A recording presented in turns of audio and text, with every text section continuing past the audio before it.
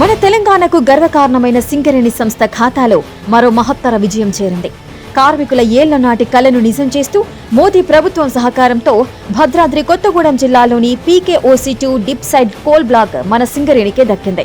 ఒడిశాలోని నైని, తెలంగాణలోని తాడిచర్ల 2 తర్వాత వరుసగా 3వ బొగ్గు గనిని సాధించి సింగరేణి తన సత్తా ఏంటో మరోసారి నిరూపించుకుంది.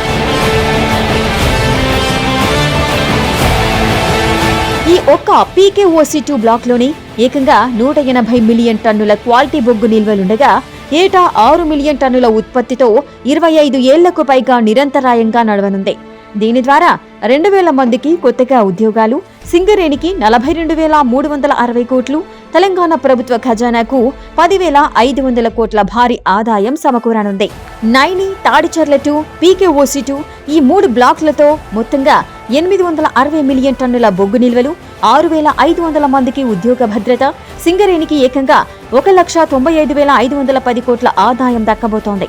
తెలంగాణ ఇంధన రంగానికి తిరుగులేని భరోసానిస్తూ సింగరేణికి ఆర్థిక బలాన్నిచ్చిన ప్రతి ఒక్కరికి హృదయపూర్వక అభినందనలు.